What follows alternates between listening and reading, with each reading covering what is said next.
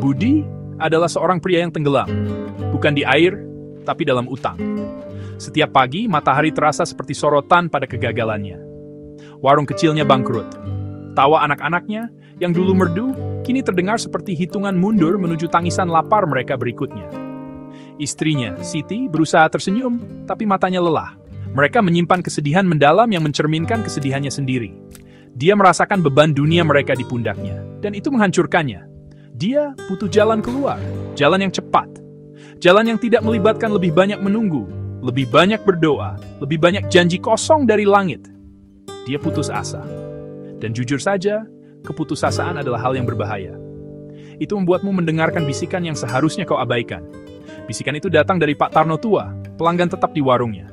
Dia berbicara tentang jalan yang berbeda, jalan yang lebih gelap. Dia berbicara tentang pesugihan. Sebuah perjanjian dengan sesuatu yang tua dan kuat. Sesuatu yang bisa memberi Budi semua yang pernah dia inginkan. Kekayaan di luar impian terliarnya. Hidup bebas dari kekhawatiran yang terus-menerus menggerogoti jiwanya. Kata-kata Pak Tarno seperti benih yang ditanam di tanah subur keputusasaan Budi. Awalnya, dia menolaknya. Itu salah, itu terlarang. Tapi setiap malam, saat dia berbaring terjaga mendengarkan gemuruh perutnya yang kosong, benih-benih itu mulai bertunas. Dia mulai bertanya-tanya, bagaimana jika itu nyata? Bagaimana jika ini satu-satunya kesempatannya? Ide itu berakar dan tumbuh menjadi obsesi yang berduri. Budi tidak bisa memikirkan hal lain. Dia melihat sepeda motor baru yang dibeli tetangganya. Dia mendengar desas-desus tentang teman lain yang menjadi kaya di kota. Mengapa bukan dia? Apakah dia tidak layak mendapatkan hidup yang nyaman? Dia menatap anak-anaknya, tidur di atas tikar tipis di lantai. Dia melihat pakaian mereka yang usang dan mainan sederhana mereka yang terbuat dari plastik bekas. Api membakar dadanya. Itu bukan hanya untuknya. Itu untuk mereka. Dia akan melakukan apa saja untuk memberi mereka kehidupan yang lebih baik. Bahkan itu berarti berjalan di jalan yang diselimuti kegelapan dan berurusan dengan kekuatan yang seharusnya tidak diganggu manusia. Akhirnya, suatu malam tanpa bulan, dia membuat keputusannya. Ketakutan itu masih ada, simpul dingin di perutnya. Tapi keputusasaannya lebih kuat. Itu adalah api yang membara, yang melahap semua alasan, semua kehati-hatian. Dia akan mencari pesugihan. Dia akan membuat perjanjian. Dia berkata pada dirinya sendiri bahwa itu adalah pengorbanan yang bersedia dia lakukan untuk keluarganya. Dia meyakinkan dirinya sendiri bahwa kegelapan adalah harga yang pantas dibayar untuk kebahagiaan mereka. Dia tidak tahu, belum, bahwa harga itu bukan miliknya sendiri untuk dibayar. Dia melangkah ke jembatan yang tidak akan ada jalan kembali. Jembatan yang mengarah ke kengerian yang tak terbayangkan. Pak Tarno memberinya petunjuk arah. Petunjuk itu tidak sederhana. Dia harus pergi ke desa terpencil yang terletak jauh di pegunungan. Tempat yang belum tersentuh waktu, di mana kepercayaan lama dan roh-roh kuno masih berkuasa. Perjalanan itu sendiri adalah sebuah pertanda. Busnya mogok 2 kali. Langit yang tadinya cerah berubah menjadi abu-abu yang mengancam. Udara menjadi berat, pekat dengan peringatan yang tak terucap. Budi merasa merinding. Perasaan bahwa dia sedang diawasi oleh mata tak terlihat dari hutan lebat yang mengelilingi jalan berkelok-kelok. Setiap ranting yang patah, setiap desir daun, terdengar seperti bisikan jahat, menyuruhnya untuk kembali. Tapi bayangan penderitaan keluarganya mendorongnya maju, langkah demi langkah yang menyakitkan. Dia tiba di desa saat senja mulai menyelimuti langit. Suasananya sangat sunyi. Rumah-rumah itu adalah bangunan kayu sederhana. Dan dari jendelanya, sosok-sosok bayangan mengawasinya lewat dengan curiga. Tidak ada anak-anak yang bermain, tidak ada obrolan ramah, hanya dengungan rendah serangga dan keheningan penduduk desa yang mengganggu. Dia bertanya tentang dukun, sang kuncen, dan ditunjukkan ke sebuah gubuk kecil yang terpencil di tepi hutan. Gubuk itu terlihat kuno, seolah-olah tumbuh dari bumi itu sendiri. Bau samar, manis, seperti dupa dan pembusukan, melayang dari dalam, menariknya mendekat sementara setiap nalurinya berteriak padanya untuk lari jauh, jauh sekali. Kuncen adalah seorang pria yang terlihat lebih tua dari pegunungan itu sendiri. Kulitnya seperti kulit keriput, dan matanya keruh. Namun mereka seolah melihat menembus Budi ke dalam lubuk jiwanya yang putus asa. Dia duduk di atas tikar anyaman, dikelilingi oleh artefak aneh, rempah-rempah kering, tengkorak hewan, dan boneka kecil yang dibungkus kain. Dia tidak berbicara pada awalnya. Dia hanya menatap Budi, Senyum tipis yang samar bermain di bibirnya yang tipis. Keheningan di gubuk itu mencekik. Budi bisa mendengar jantungnya berdebar seperti drum, irama ketakutan dan keserakahan yang panik. Dukun itu tahu mengapa dia ada di sana. Dia sudah menunggu. "Kamu mencari kekayaan," Kuncen akhirnya berbisik. Suaranya seperti gesekan daun kering. "Kamu mencari jalan pintas dari penderitaanmu. Tapi roh-roh tidak memberikan apapun secara gratis. Hadiah mereka datang dengan harga yang mahal. Sebuah perjanjian harus dibuat. Sebuah pengorbanan harus makan. Potongan untuk setiap item. Apakah kamu siap membayar? Apakah kamu benar-benar siap untuk apa yang akan diminta darimu?" Budi ragu sejenak. Kata-kata lelaki tua itu mengirimkan getaran ketakutan murni padanya. Tapi kemudian dia teringat tempat beras yang kosong. Dia teringat air mata Siti. Dia mengangguk. Suaranya nyaris berbisik. "Saya siap." Senyum dukun itu melebar, memperlihatkan gusi yang gelap seperti darah kering. "Tecerain!" Ritual itu akan dilakukan pada tengah malam. Di bawah dahan-dahan pohon beringin tua yang rindang. Kuncen bilang pohon ini adalah gerbang. Tempat di mana tabir antara dunia sangat tipis. Budi mengikuti dukun tua itu ke jantung hutan. Bulan tersembunyi di balik awan tebal, dan satu-satunya cahaya berasal dari lentera kuncen yang berkedip-kedip. Bayangan menari-nari di sekitar mereka, meliuk-liuk menjadi bentuk-bentuk aneh. Udara semakin dingin, dan suara-suara hutan memudar menjadi keheningan yang mengganggu. Rasanya seperti mereka telah melangkah ke dunia lain, dunia yang dikuasai oleh makhluk-makhluk kuno dan lapar. Tangan Budi berkeringat dingin, dan tenggorokannya kering karena takut. Mereka mencapai sebuah tanah lapang tempat pohon beringin itu berdiri. Pohon itu sangat besar. Akar-akar gantungnya menjuntai seperti rambut raksasa yang kusut, menjangkau tanah seolah-olah ingin mencakar jalan kembali ke bumi. Kuncen mulai menyiapkan ritual. Dia membentangkan kain hitam di tanah. Di atasnya, dia meletakkan sesajen. Media group, ritual offerings of flowers and incense on black cloth, close-up of burning incense and flowers as offering stock 7 jenis bunga, dupa yang menyala, dan seekor ayam hitam hidup. Matanya terbelalak ketakutan. Dia melantunkan mantra dalam bahasa yang tidak dimengerti Budi. Kata-katanya serak, kuno, dan sepertinya membuat udara bergetar dengan energi yang aneh. Budi merasakan tekanan di telinganya, sensasi pusing yang membuatnya hampir pingsan. Dukun itu menyerahkan pisau kecil yang tajam kepada Budi. Gagangnya terbuat dari tulang. "Kamu harus membuat persembahan pertama," desis Kuncen. "Tunjukkan kepada penjaga bahwa niatmu murni. Tunjukkan kesediaanmu untuk berkorban." Dia menunjuk ke ayam yang gemetar itu. Tangan Budi gemetar hebat. Dia belum pernah mengambil nyawa sebelumnya. Tapi mata keruh dukun itu tertuju padanya. Menuntut tanpa berkedip. Dengan gelombang adrenalin dan doa pengampunan dalam hati, dia melakukan apa yang diminta. Darah hangat di tangannya terasa seperti cap. Noda permanen yang menandai saat dia telah melewati batas dari mana dia tidak bisa kembali. Saat tetesan darah terakhir meresap ke tanah yang gelap, angin mulai melolong. Dahan-dahan pohon beringin berayun liar, meskipun tidak ada badai. Geraman rendah menggema dari kegelapan di luar cahaya lentera. Itu bukan suara binatang yang dikenal Budi. Itu adalah suara yang dalam, serak, yang sepertinya berasal dari tenggorokan malam itu sendiri. Lantunan Kuncen semakin keras, semakin panik. Dia menyuruh Budi untuk memejamkan mata dan mengucapkan keinginannya. Budi memejamkan matanya rapat-rapat, jantungnya berdebar kencang. Dia menginginkan kekayaan. Dia menginginkan akhir dari kemiskinannya. Dia tidak melihat sosok besar dan bayangan yang perlahan muncul dari balik pohon. Bentuknya tidak jelas. Kehadirannya memancarkan kekuatan kuno dan jahat. Budi pulang ke rumah dengan perasaan hampa. Ingatan akan ritual itu adalah mimpi buruk yang melekat padanya seperti kain kafan. Dia tidak memberitahu Siti kemana dia pergi. Bagaimana mungkin? Bagaimana dia bisa menjelaskan darah di tangannya atau geraman menakutkan yang masih terngiang di telinganya? Dia mencoba bersikap normal, tapi sebagian dari dirinya telah berubah selamanya. Dia menunggu. Hari-hari berlalu menjadi seminggu. Tidak ada yang terjadi. Warung itu masih kosong. Hutang-hutang masih menumpuk. Ketakutan baru mulai tumbuh di hatinya. Bagaimana jika semuanya sia-sia? Bagaimana jika telah menodai jiwanya demi sebuah kebohongan? Keputusasaan yang dia rasakan sebelumnya tidak seberapa dibandingkan kegelisahan baru yang menggerogoti ini. Lalu, suatu pagi, itu dimulai. Saat menyapu lantai warungnya, Sapunya menyentuh sesuatu di bawah alas lantai tua. Itu adalah kantong kecil yang berat. Tangannya gemetar saat membukanya. Di dalamnya, tersembunyi di kain berdebu, ada beberapa keping emas murni. Mereka berkilauan dalam cahaya remang-remang, pemandangan yang begitu indah dan begitu menakutkan hingga membuatnya terkesiap. Tidak ada penjelasan. Itu tidak ada di sana kemarin. Dia tahu dengan kepastian yang membuatnya merinding dari mana itu berasal.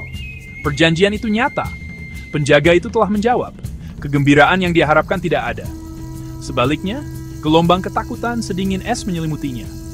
Emas itu terus bermunculan. Setiap beberapa hari, dia akan menemukannya di tempat-tempat tak terduga. Di saku jaket lama. Di dalam karung beras. Terselip di laci yang tidak pernah dia buka bertahun-tahun. Itu tidak pernah dalam jumlah besar sekaligus, hanya cukup untuk perlahan secara ajaib mengubah hidup mereka. Dia melunasi hutang-hutangnya. Dia merenovasi warung. Dia membelikan baju baru untuk Siti dan anak-anak. Dia mengisi rumah mereka dengan makanan. Di permukaan, semuanya sempurna. Mereka bahagia. Senyum Siti kembali tulus, dan tawa anak-anak penuh dan riang. Tapi Budi tidak bisa berbagi kebahagiaan mereka. Dia hidup dalam keadaan teror yang konstan dan rendah. Setiap kali dia menemukan kepingan emas baru, itu bukanlah hadiah, melainkan sebuah pengingat. Pengingat akan perjanjian itu. Pengingat akan sosok bayangan di bawah pohon beringin. Dia adalah pencuri, tapi dia tidak tahu siapa yang dia curi. Dia kaya, tapi kekayaan itu terasa seperti pinjaman dengan tingkat bunga yang tidak bisa dia pahami. Dia mulai sulit tidur. Dia akan berbaring terjaga berjam-jam, mendengarkan suara-suara malam, membayangkan setiap derit rumah adalah kedatangan sesuatu yang datang untuk menagih. Emas itu adalah berkah, tapi juga kutukan, rahasia berat yang harus dia tanggung sendiri. Dengan kekayaan yang baru ditemukan, Budi membangun rumah baru. Rumah itu besar dan modern, sangat kontras dengan gubuk tua mereka yang sederhana. Rumah itu memiliki lantai keramik, dinding kokoh, dan atap yang kuat. Itu adalah segalanya yang pernah dia impikan untuk disediakan bagi keluarganya. Siti dan anak-anak sangat gembira.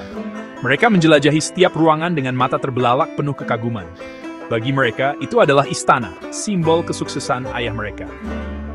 Tapi bagi Budi, rumah itu terasa dingin dan kosong. Itu bukan rumah. Itu adalah sangkar. Sangkar yang indah dan mahal yang dibangun dengan emas yang muncul dari bayangan. Dan, sejujurnya dia terus-menerus merasakan kehadiran bayangan di dalam dinding. Kejadian aneh mulai terjadi secara halus. Awalnya, hanya suara-suara aneh di tengah malam. Suara garukan samar dari dalam dinding. Bisikan lembut yang seolah datang dari ruangan kosong. Budi akan bangun untuk menyelidiki. Jantungnya berdebar kencang. Tetapi dia tidak menemukan apa-apa. Dia mencoba mengabaikannya sebagai imajinasinya, hasil dari hati nuraninya yang penuh rasa bersalah. Tapi insiden itu menjadi lebih sering, lebih tidak dapat disangkal. Pintu akan berderit terbuka dengan sendirinya. Benda-benda akan berpindah dari tempat terakhir diletakkan. Mainan anak-anak yang ditinggalkan di ruang tamu akan ditemukan di dapur. Siti juga menyadarinya, tapi dia mengabaikannya sebagai rumah yang sedang menyesuaikan diri. Suatu malam, saat keluarga duduk bersama untuk makan malam, angin dingin menyapu ruang makan, memadamkan lilin di meja dan menjerumuskan mereka ke dalam kegelapan. Anak-anak berteriak ketakutan. Budi meraba-raba saklar lampu, tangannya gemetar. Ketika lampu kembali menyala, semuanya seperti semula. Tapi, kau tahu, perasaan kehadiran yang tidak diinginkan masih terasa di udara. Rasanya tebal dan berat, seperti pengamat diam berdiri di sudut ruangan, mengawasi mereka. Budi melihat ketakutan di mata Siti, dan dia tahu Siti tidak bisa lagi menyangkal bahwa ada sesuatu yang salah. Rahasianya mulai meracuni suasana kehidupan baru mereka. Rumah itu yang seharusnya menjadi tempat perlindungan, menjadi tempat ketakutan. Budi mulai melihat sesuatu dari sudut matanya. Bayangan sekilas melesat di lorong. Sosok tinggi dan ramping berdiri tepat di luar jendela, menghilang saat dia berbalik untuk melihat langsung ke arahnya. Dia merasa dihantui, bukan oleh hantu, tetapi oleh sumber kekayaannya. Entitas dari pohon beringin itu menunjukkan kehadirannya. Itu mengingatkannya bahwa rumah ini, kehidupan ini, tidak benar-benar miliknya. Itu semua pinjaman. Dan si pemberi pinjaman selalu mengawasi, menunggu, memastikan dia tidak pernah melupakan hutang mengerikan yang dia miliki. Teror itu tidak lagi hanya di dalam rumah. Itu mulai mengikuti Budi kemana-mana. Suatu hari, saat dia berada di warungnya yang kini ramai, dia melirik bayangannya di lemari kaca. Untuk sepersekian detik, wajah yang menatapnya bukanlah wajahnya sendiri. Wajah itu kurus dan pucat, dengan mata hitam berlubang kosong. Dia tersentak dan mundur, menjatuhkan tumpukan piring. Ketika dia melihat lagi, bayangan normalnya sudah kembali. Tapi bayangan mengerikan itu sudah membekas di benaknya. Dia mulai melihat kegelapan tidak hanya di sekitarnya, tetapi juga di dalam dirinya. Perjanjian itu mengubahnya, memelintirnya menjadi sesuatu yang tidak lagi dia kenali. Anak-anaknya mulai mengalami mimpi buruk. Putra bungsunya, Danny, akan terbangun berteriak di tengah malam. Dia akan berbicara tentang seorang pria tinggi dan gelap yang berdiri di ujung tempat tidurnya, hanya mengawasinya. Awalnya, Budi dan Siti menganggapnya sebagai mimpi buruk anak-anak. Tapi itu terjadi setiap malam. Danny akan menggambarkan pria itu dengan detail yang mengerikan. Dia memiliki jari-jari panjang dan kurus, dan tidak berwajah. Hanya permukaan yang halus dan gelap. Budi merasakan ketakutan dingin mencengkeram hatinya. Deskripsi itu sangat mirip dengan sosok samar yang dia rasakan pada ritual itu. Entitas itu tidak lagi puas hanya menyiksanya. Sekarang entitas itu menjangkau keluarganya. Siti semakin menarik diri. Wanita bahagia dan bersemangat yang dicintainya menghilang, digantikan oleh seseorang yang diliputi kecemasan dan ketakutan. Dia mulai meletakkan gunting dan bawang putih di atas pintu, mengikuti takhayul lama untuk mengusir roh jahat. Dia akan terkejut dengan suara sekecil apapun. Dia berhenti mengundang teman-teman, malu dengan suasana menekan di rumah baru mereka. Dia sering memandang Budi dengan mata bertanya dan ketakutan. Dia tidak tahu sumber penderitaan mereka, tetapi dia merasa bahwa Budi terhubung dengannya. Rahasia itu berdiri di antara mereka seperti tembok kokoh, mengisolasinya dalam ketakutannya. Titik puncaknya datang suatu sore. Budi mendengar teriakan dari halaman belakang. Dia bergegas keluar dan menemukan putrinya, Rina, pucat dan gemetar, menunjuk ke pohon mangga besar. "Aku melihatnya, ayah!" teriaknya. "Pria tinggi itu." Dia berdiri di sana di dekat pohon, dan dia tersenyum padaku. Tapi tidak ada apa-apa di sana. Budi tahu saat itu bahwa dia tidak bisa lagi berpura-pura. Ini bukan imajinasinya. Ini bukan rumah yang nyaman. Ini adalah harganya. Kuncen telah memperingatkannya. Roh-roh tidak memberi secara cuma-cuma. Pembayarannya bukan dalam uang. Pembayarannya adalah ketakutan, kewarasan, dan kedamaian orang-orang yang paling dicintainya. Kekayaan yang dulu terasa seperti berkah, kini terasa seperti kutukan. Setiap ringgitnya ternoda oleh ketakutan. Budi tahu dia harus melakukan sesuatu. Dia tidak bisa hidup seperti ini. Keluarganya tidak bisa hidup seperti ini. Dia memutuskan untuk kembali ke desa terpencil, untuk mencari Kuncen dan memohon padanya untuk membatalkan perjanjian itu. Dia mengumpulkan sejumlah besar uang, berpikir dia bisa membeli jalan keluar. Dia pikir dia bisa mengembalikan hadiah itu dan membatalkan hutangnya. Dia berkendara berjam-jam, pikirannya dipenuhi harapan putus asa. Dia harus percaya ada cara untuk memperbaiki kesalahan mengerikan yang telah dia buat. Dia bodoh jika berpikir itu akan semudah itu. Ketika dia tiba di desa, dia menemukan gubuk Kuncen kosong. Kelihatannya tidak ada yang tinggal di sana selama bertahun-tahun. Sarang laba-laba tebal menggantung di sudut-sudut, dan lapisan debu tebal menutupi segalanya. Dia bertanya kepada penduduk desa di mana dukun tua itu berada. Mereka menatapnya dengan mata aneh, penuh iba. Seorang wanita tua akhirnya berbicara. Suaranya berbisik kering. Tidak ada Kuncen di desa ini selama lebih dari 50 tahun, katanya. Yang terakhir meninggal jauh sebelum kamu lahir. Darah Budi mengalir dingin. Pria yang dia temui, ritual yang dia lakukan, dengan siapa atau apa, dia membuat perjanjian. Harapan yang dia pegang hancur berkeping-keping. Dia kembali ke rumah, kalah dan ketakutan. Entitas di rumahnya seakan merasakan keputusasaannya. Kehadirannya semakin kuat, semakin jahat. Malam itu, badai dahsyat mengamuk di luar. Tetapi badai yang sebenarnya ada di dalam rumah mereka. Suara benturan keras datang dari kamar anak-anak. Budi dan Siti bergegas masuk dan menemukan jendela pecah. Pecahan kaca berserakan di lantai. Putra mereka Danny duduk di tempat tidur, matanya terbelalak dengan ketakutan yang belum pernah Budi lihat sebelumnya. Dia menunjuk ke sudut kosong ruangan, tidak bisa berbicara, hanya suara isakan tercekat yang keluar dari tenggorokannya. Di sampingnya, adiknya Rina tidak bergerak secara tidak wajar. Siti bergegas ke sisi Rina. Dia menyentuh dahi putrinya. Dingin sekali seperti es. Napas Rina dangkal, wajahnya pucat seperti kematian. Ruam gelap aneh, seperti tanaman merambat, menyebar di lengannya. Itu bukan penyakit biasa. Budi tahu apa itu. Itu adalah entitas. Itu menuntut pembayarannya. Kata-kata kuncen bergema di benaknya. Pengorbanan harus dipersembahkan. Dia mengira pengorbanannya adalah ayam. Dia salah. Pengorbanan sejati yang dituntut entitas itu adalah sesuatu yang jauh lebih berharga. Itu adalah hidup dan kesehatan anaknya sendiri. Inilah harga sebenarnya dari keserakahannya. Mereka membawa Rina ke rumah sakit. Para dokter kebingungan. Mereka melakukan semua tes yang terpikirkan, tapi mereka tidak bisa mengidentifikasi penyakit aneh itu. Ruam gelap seperti sulur terus menyebar, dan demamnya naik ke tingkat yang berbahaya. Dia sadar dan tidak sadar, menggumamkan tentang pria tinggi tak berwajah itu. Budi duduk di samping tempat tidurnya, tak berdaya. Hatinya hancur setiap kali Rina menarik napas. Ini semua salahnya. Dia telah mengundang kejahatan ini ke dalam hidup mereka.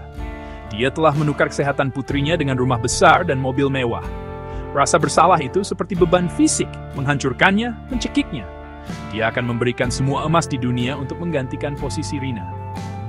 Kembali ke rumah, gangguan itu semakin intens. Itu tidak lagi halus, itu adalah serangan langsung. Entitas itu seolah mengejek penderitaan Budi. Bisikan-bisikan itu kini jelas, mengejeknya dalam kegelapan. Dia adalah harganya, bisiknya. Seorang putri untuk kekayaan, pertukaran yang adil. Benda-benda akan terbang melintasi ruangan. Lampu akan berkedip-kedip dengan hebat, dan sosok bayangan itu akan muncul untuk waktu yang lebih lama.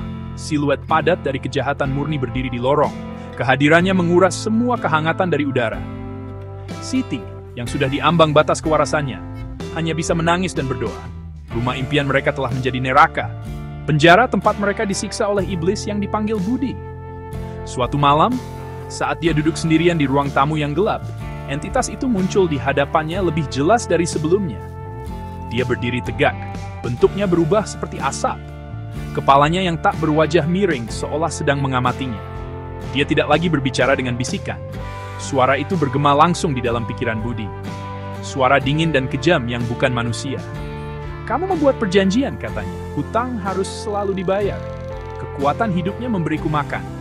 Ini adalah pembayaran pertama dari banyak pembayaran. Budi jatuh berlutut, terisak-isak memohon. Ambil aku saja. Biarkan keluargaku. Sosok itu hanya tampak tumbuh lebih tinggi, memakan keputusasaan. Penderitaanmu adalah bagian dari perjanjian. Kamu akan melihat, kamu akan mengingat. Ini adalah harga keserakahanmu. Telepon dari rumah sakit berdering. Kondisi Rina memburuk.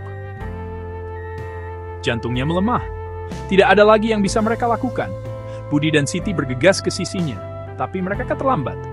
Saat mereka berdiri di atas tubuh kecilnya yang tak bergerak, ruam gelap yang menutupi kulitnya memudar, seolah tidak pernah ada. Entitas itu telah menagih hutangnya. Budi mengeluarkan tangisan penderitaan murni, suara yang bukan manusia. Dia telah mendapatkan kekayaan, tapi dia telah kehilangan segalanya yang benar-benar penting. Dia telah kehilangan putrinya. Dia telah kehilangan cinta istrinya, yang kini digantikan oleh tatapan pemahaman yang mengerikan. Dan dia telah kehilangan jiwanya sendiri. Perjanjian itu belum berakhir. Dia tahu, dengan kepastian yang mengerikan, ini hanyalah permulaan. Tahun-tahun berikutnya bukanlah tahun-tahun kehidupan, melainkan tahun-tahun kehancuran yang lambat dan menyakitkan. Kekayaan itu tidak berarti apa-apa. Itu adalah pengingat pahit yang terus-menerus akan harga yang telah ia bayar.